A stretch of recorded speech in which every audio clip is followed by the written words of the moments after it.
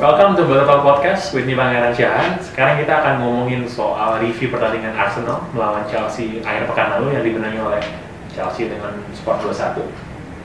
Dan bersama-sama dengan saya pada hari ini sudah ada Rana, fans Arsenal, dan juga Taufik, fans Chelsea yang beneran. Nggak kayak yang kemarin fans abal-abal, ini fans So hard to find. Oke, Rana, Arsenal kalah untuk pertama kalinya. It's been a long time. Musim ini, it's been a long time, ya? Lumayan lah for my standards. I have low standards. Standards lately. So what actually happened? First of all, I would like to say that for me the game is football as a miniature of life. You know, it's not about how long you're on top, but it's about taking every chance that comes your way. Were you on top in the game? Kinda, I would say. No. I think I would say so. Look. Well, possession-wise, yes, but that's always been the case usually. But what I would like to say is that the game was, I think, pretty even. Okay, it could have gone either way. Yeah, the point I was trying to say was that it was a miniature of life, in a sense that it's about taking your chances when it comes to your way and not making your mistakes. Unfortunately, Chelsea took their chances and they didn't make as much mistakes as Arsenal did, and my team didn't take their chances. So I think the difference between it's Arsenal being Arsenal, right? I think they created enough chances. If you would say that as a common, disease that Arsenal has always had, then maybe yes. But give credit to Chelsea. Well played. I think last week I was pretty unfortunate to be on the show, and I probably jinxed my own team by saying a bit too much. But yeah, give credit to Chelsea. Their passing game was pretty good at times, and they came with a game plan. Arsenal also did, but the execution was better at the end of the day. So, well played. Chelsea terlihat firm, terlihat stabil, terlihat sebagai kandidat juara. Sebenarnya sih Chelsea sendiri kalau lihat dari jadwalnya belum bisa dibilang kandidat juara benar-benar, karena kalau bisa lihat dari 6 lawannya di jumlah total poinnya itu masih kecil. Coba itu hampir sama yang itu paling rendah karena yang di bawah yang udah dilawan KPR, Reading. Tapi kalau bisa lihat Manchester City juga kalau di jumlah totalnya juga segitu sama nilainya. Jadi ya. Cuma kalau dilihat dari kualitas permainannya, kualitas kemenangannya, itu masih kelihatan ada banyak hal sebenarnya masih bisa dibenahi. Ambil contoh kayak golnya si Arsenal kan, itu dari flank. Hazard dioper ke sini dia kejar, dioper balik lagi ngejar lagi. Jadi kayak ya mungkin emang kebiasaan di klub yang lama dia maju ke depan, nggak usah mundur, nggak peduli. Cuman kan kalau di Chelsea udah ada jual mata kayak gitu, terlalu banyak pemain kayak gitu bisa. Jadi menurut lo Chelsea juga masih jauh dari perfect gitu ya? Masih jauh dari perfect, soalnya perlu diingat Oscar nggak bisa bahasa Inggris. Kemarin waktu di interview, masih adaptasi. Lukas Piazon ya. Oscar nggak bisa bahasa Inggris? Belum bisa. Tevez sudah bisa bahasa Inggris loh? Kayaknya belum juga ya? Nggak bisa dia. Oke, kalau gitu jangan dekat-dekat sama Tevez lah ya. Terus ditambah lagi Hazard juga bahasa Inggrisnya kalau kita lihat interviewnya masih berantakan, masih adaptasi lah mereka. Dan ditambah lagi sebenarnya ada banyak pemain yang di bangku cadangan Chelsea juga yang sebenarnya bagus, kayak Mark kemarin waktu pre-season tuh dia bagus banget, tapi belum main karena dia main sekarang.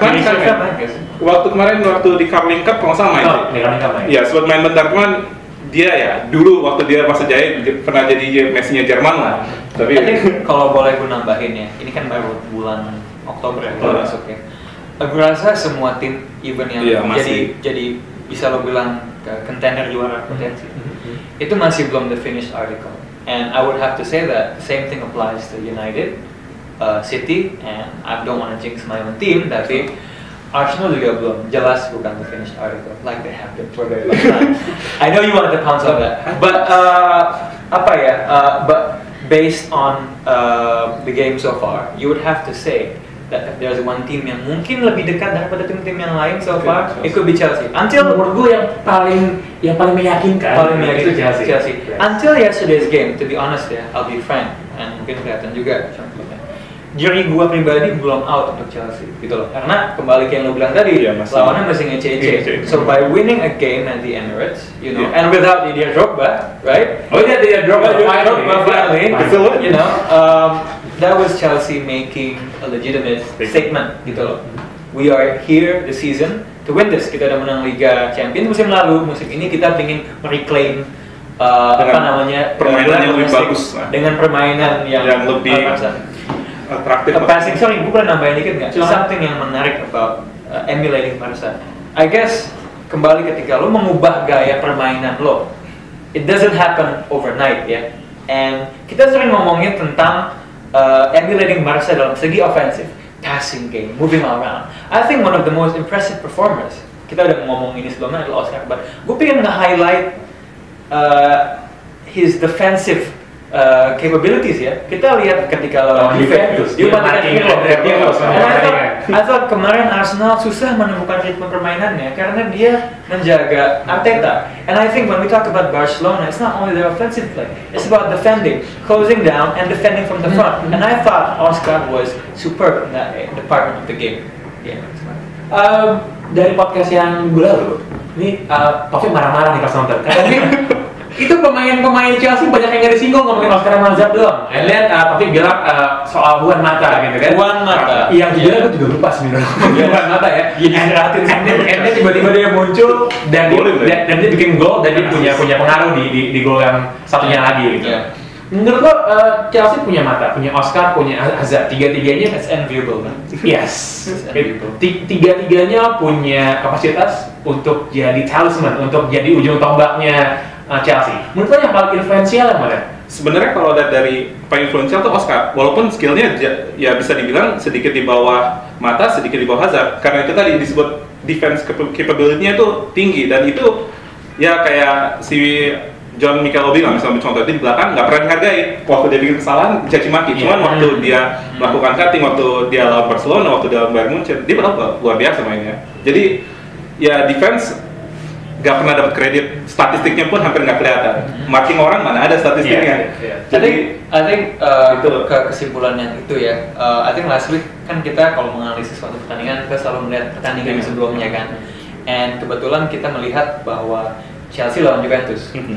Ketika itu Mikel had an awful game. I have to say that ya. So kita gunakan itu sebagai basis analisis what will happen ketika ketemu Cazorla. Tapi fair play buat Mikel, dia itu jawab. Dan Chelsea defense-nya nggak sebegitu menakutkannya kayak musim lalu ya. Contoh, gue selalu ingat soal partai pertama lawan Wigan soalnya menang 2-0, tapi di babak kedua Wigan bikin Chelsea petang-panting gitu kan. Dan Terry, terus David Luiz, Ivanovic di kanan, kiri Ashley-Cole. Menurut lo itu oke apa kagak itu defense kayak gitu? Nggak tahu, David Luiz itu kayak sebenarnya kalau di antara fans Chelsea sendiri, David Luiz itu polarized banget. Antara wow dia keren nih maju-maju gitu, tapi dia disiplinnya itu mengerikan karena itu di bolong dia larinya kencang ya, tapi partner John Terry kalau dia maju itu nggak banyak hal yang bisa dikerjain lagi. Tapi sebenarnya kalau misalnya dari segi Chelsea pun yang sekarang yang mereka butuhkan itu adalah playmaker sebenarnya, defense midfielder untuk jadi pasangan si Mikel Obi. Soalnya kayak sekarang kayak Raul Neves dijual pak ya? Iya, saya juga mau juga. Sorry, deep lying playmaker atau apa nih? Deep playmaker. Deep lying. Regista lah. Double pivot ya. Soalnya kan sekarang kalau lempar dia maju nggak akan mundur lagi ya. Dan itu udah dikasih fat. But sorry ya, I thought that was a really brave decision, good decision, sangat tepat. No, bukan Ramirez atau Morales untuk bench Lampard. I thought credit buat Dimandi juga dikasih fat. Weekend ini Arsenal ketemu sama West Ham, lalu Chelsea home lawan Norwich. Sedikit preview singkat. Well, ketika kita ngomongin West Ham, sayangnya kita akan teringat dengan sosok gendut Sam Allardyce. And he has always had the inside over Arsenal, but I think we have enough in the tank to eke out a result. And I want to say this: Olivier Giroud will score a goal. Olivier Giroud will score a goal against West Ham. I did say that. Yeah. Okay, you can bet with him. Okay, how about Chelsea lawan Norwich? Gue prediksi akan banyak gol, harusnya segitu. Kalau menurut gue sih mudah-mudahan mereka kasih kesempatan ke beberapa pemain yang ada di cadangan, yang ada di bangku cadangan, kayak si Victor Moses mungkin dimainin dari awal, atau Daniel Sturridge sebenarnya udah sembuh cederanya, dia juga main juga, soalnya banyak pemain-pemain yang waiting in the wings, sebenarnya mereka juga punya potensi, tapi kalau nggak dipakai, sayang juga sebenarnya. Jadi lawan Norwich kesempatannya. Ini berarti lawan Norwich kira-kira kayak Carling Cup lah kira-kira ya. Iya. Jadi Norwich menang nggak ya? Menang harusnya. Ya Liverpool bisa menang, sorry ya. Bisa menang. Yeah, I think my team can get the result. Yeah. And Olivier Giroud, most handsome player in the universe, he will score a goal. Oke, kita sudah sampai di penghujung podcast kita pada kali ini. Kalau lo pada lihat, ini ada t-shirt Bolo Legends di belakang. Kalau lo pengen t-shirt ini, lo jawab pertanyaan yang gue kasih sekarang. Berapa nomor punggung dari Ashley Cole? Berapa nomor punggung dari Ashley Cole? Tweet jawabannya ke Bola Total. Hari Kamis akan kita umumin siapa pemenangnya.